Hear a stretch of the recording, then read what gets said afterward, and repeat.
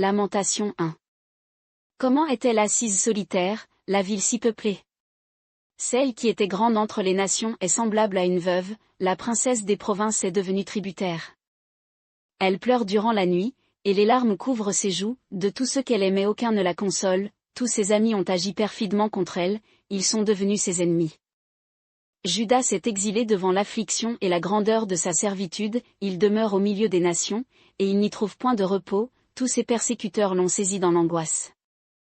Les chemins de Sion sont dans le deuil, car personne ne vient plus aux fêtes solennelles, toutes ses portes sont désertes, ses sacrificateurs gémissent, ses vierges sont désolées, et elle est remplie d'amertume. Ses adversaires ont le dessus, ses ennemis prospèrent, car l'Éternel l'a affligée, à cause de la multitude de ses forfaits, ses petits-enfants ont marché captifs devant l'ennemi. Et la fille de Sion a perdu toute sa splendeur, ses chefs sont devenus comme des cerfs qui ne trouvent point de pâture, et ils s'en vont, privés de force, devant celui qui les chasse. Au jour de son affliction et de son exil, Jérusalem s'est souvenue de toutes les choses désirables qu'elle possédait depuis les jours anciens. Quand son peuple est tombé par la main de l'ennemi et que personne n'est venu à son aide, ses adversaires l'ont vu et se sont moqués de ses sabbats. Jérusalem a grièvement péché, c'est pourquoi elle est devenue un objet de dégoût, tous ceux qui l'honoraient la méprisent, parce qu'ils ont vu sa nudité, elle-même gémit et détourne la tête. Sa souillure était dans les pans de sa robe, et elle ne s'est pas souvenue de sa faim. Elle a été prodigieusement abaissée, elle n'a point de consolateur. Regarde, ô Éternel, mon affliction, car l'ennemi triomphe.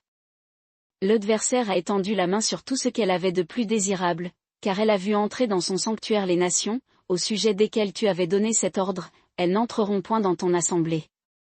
Tout son peuple gémit, ils cherchent du pain, ils ont donné ce qu'ils avaient de plus précieux pour de la nourriture, afin de ranimer leur vie. Vois, ô Éternel, et regarde combien je suis méprisé. N'êtes-vous pas touchés, vous tous qui passez par le chemin? Regardez et voyez s'il est une douleur pareille à la douleur dont j'ai été frappé, moi que l'Éternel afflige au jour de l'ardeur de sa colère. D'en haut, il a envoyé dans mes os un feu qui s'en est rendu maître, il a tendu un filet sous mes pieds, et m'a fait tomber en arrière. Il m'a mise dans la désolation, dans une langueur de tous les jours. Le joug de mes iniquités est lié par sa main. Elles sont entrelacées et pèsent sur mon cou, il a fait fléchir ma force, le Seigneur m'a livré à des mains auxquelles je ne puis résister. Le Seigneur a renversé au milieu de moi tous les hommes vaillants, il a convoqué contre moi une assemblée, pour mettre en pièces mes jeunes gens d'élite.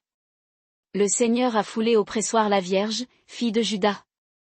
C'est pour cela que je pleure, et que mon œil se fond en eau, car le consolateur qui ranimait mon âme s'est éloigné de moi, mes enfants sont dans la désolation, parce que l'ennemi a été le plus fort. Sion est en ses mains, et personne ne la console, l'Éternel a ordonné aux ennemis de Jacob de l'entourer de toutes parts. Jérusalem est devenue parmi eux comme un objet d'horreur. L'Éternel est juste, car j'ai été rebelle à sa parole. Peuple, écoutez tous, je vous prie, et regardez ma douleur. Mes vierges et mes jeunes gens sont allés en captivité. J'ai appelé mes amis, mais ils m'ont trompé. Mes sacrificateurs et mes anciens ont expiré dans la ville, lorsqu'ils cherchaient de la nourriture pour ranimer leur vie. Regarde, ô Éternel. Car je suis dans la détresse, mes entrailles bouillonnent, mon cœur est bouleversé au-dedans de moi, car j'ai été fort rebelle. Au dehors, l'épée fait ses ravages, au dedans, c'est la mort. Ils m'entendent gémir, et personne ne me console. Tous mes ennemis ont appris mon malheur, ils se réjouissent de ce que tu l'as fait. Tu feras venir le jour que tu as annoncé, et ils seront semblables à moi.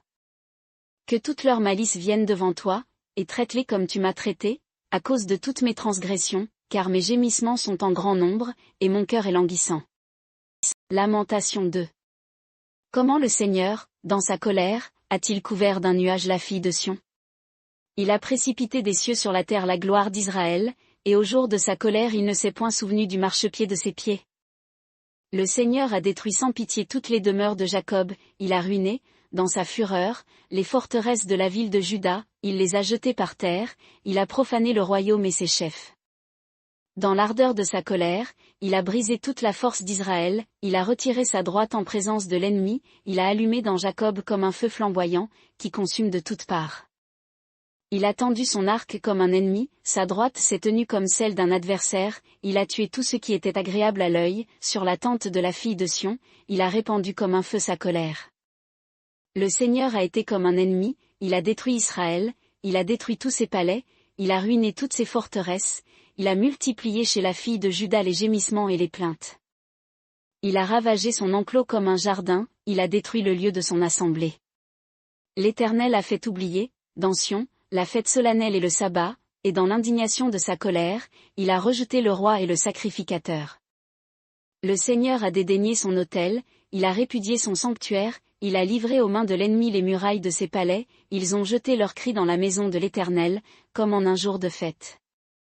L'Éternel avait résolu de détruire la muraille de la fille de Sion, il a tendu le cordeau, et n'a point retiré sa main pour cesser de détruire, il a mis dans le deuil le rempart et la muraille, l'un et l'autre languissent attristés.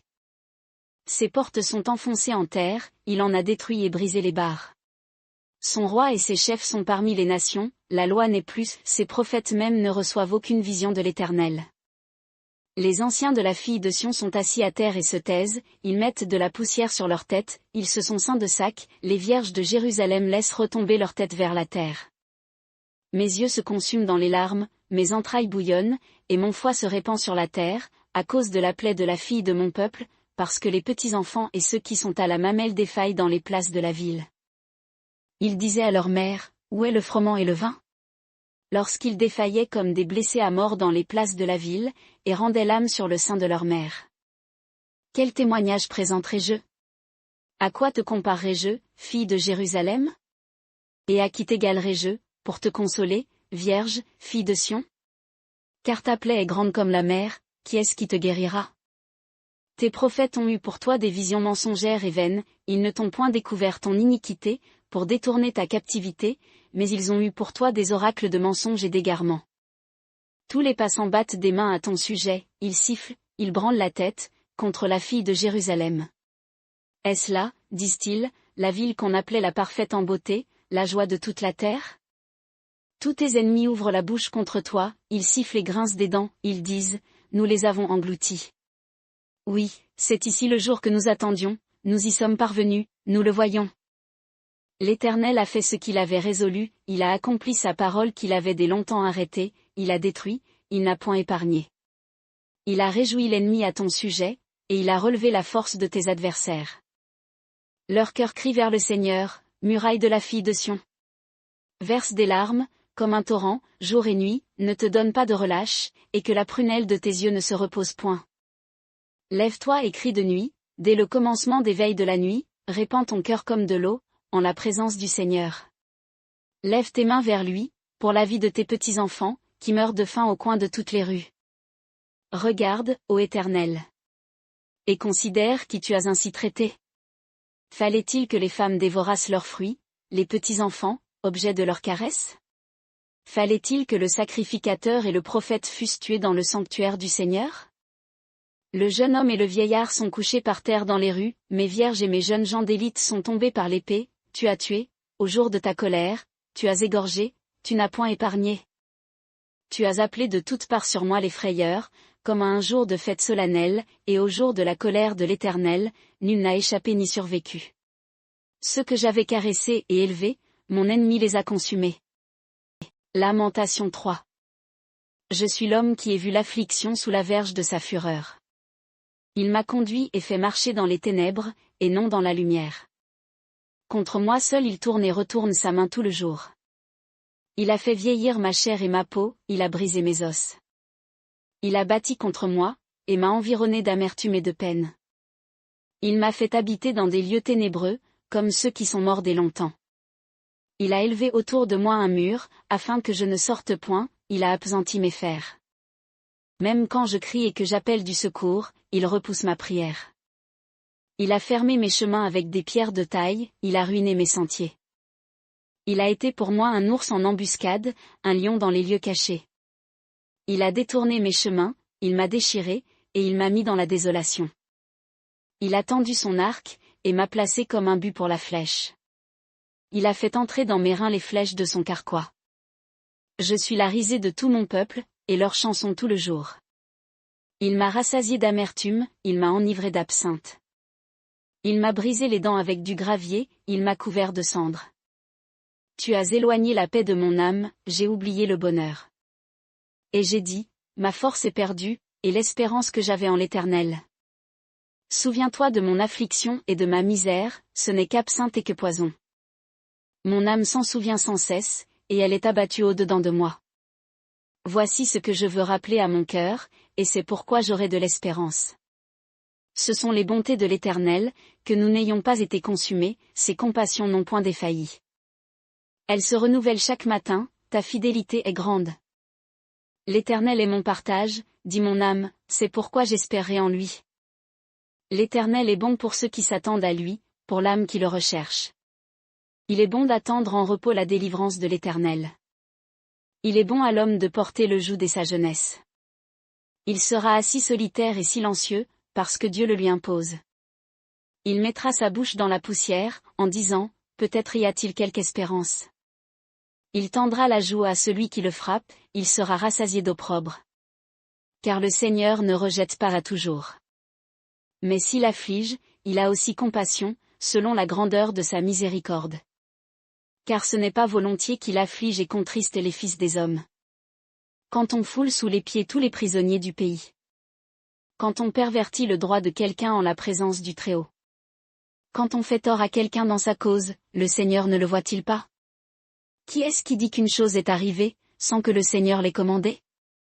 Les maux et les biens ne procèdent-ils pas de la volonté du Très-Haut? Pourquoi l'homme vivant se plaindrait-il? Que chacun se plaigne de ses péchés. Recherchons nos voies, et les sondons, et retournons à l'Éternel. Élevons nos cœurs avec nos mains vers Dieu qui est au ciel. Nous avons péché, nous avons été rebelles, et toi, tu n'as point pardonné. Tu t'es enveloppé dans ta colère, et tu nous as poursuivis, tu as tué, tu n'as point épargné. Tu t'es enveloppé d'un nuage, afin que notre requête ne te parvienne point. Tu as fait de nous, au milieu des peuples, des balayures et un objet de mépris. Tous nos ennemis ouvrent la bouche contre nous. La frayeur et la fosse ont été pour nous, avec la destruction et la ruine. Mon œil se fond en ruisseau d'eau, à cause de la ruine de la fille de mon peuple. Mon œil pleure et ne cesse point, parce qu'il n'y a point de relâche. Jusqu'à ce que l'Éternel regarde et qu'il voie des cieux. Mon œil afflige mon âme, à cause de toutes les filles de ma ville. Ceux qui sont mes ennemis sans cause, m'ont donné la chasse comme à un oiseau. Ils ont voulu anéantir ma vie dans une fosse, ils ont jeté des pierres sur moi. Les eaux montèrent par-dessus ma tête, je disais, c'en est fait de moi. J'ai invoqué ton nom, ô Éternel. Du fond de la fosse. Tu as entendu ma voix, ne cache point ton oreille à mes soupirs, à mes cris. Au jour où je t'ai invoqué, tu t'es approché, tu as dit, ne crains rien. Seigneur, tu as plaidé la cause de mon âme, tu as racheté ma vie. Tu as vu, Éternel, le tort qu'on me fait, fais-moi justice. Tu as vu toute leur vengeance, tous leurs complots contre moi. Tu as entendu, ô Éternel, leurs outrages et tous leurs complots contre moi. Les discours de ceux qui s'élèvent contre moi, et les desseins qu'ils forment contre moi tout le jour. Regarde, quand ils s'asseyent ou quand ils se lèvent, je suis le sujet de leurs chansons. Tu leur rendras leur récompense, ô Éternel, selon l'œuvre de leurs mains. Tu leur donneras l'aveuglement du cœur, ta malédiction sera pour eux.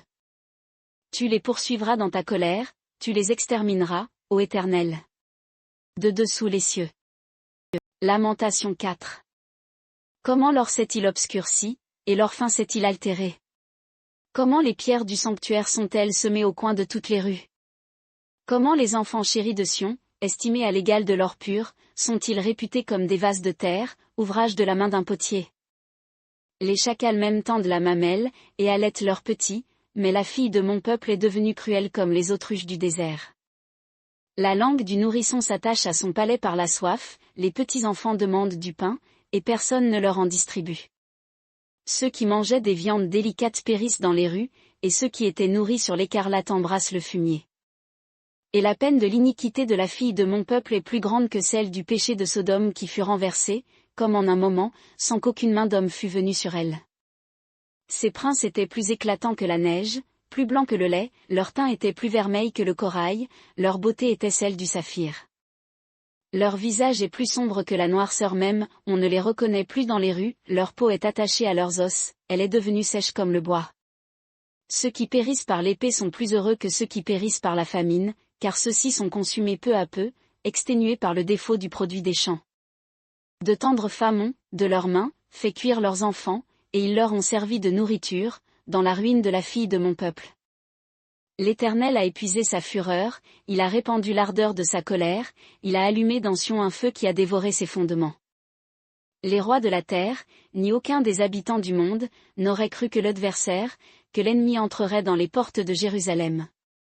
C'est à cause des péchés de ses prophètes, et des iniquités de ses sacrificateurs, qui ont répandu au milieu d'elle le sang des justes. Ils erraient comme des aveugles par les rues, souillés de sang, au point qu'on ne pouvait toucher leurs vêtements.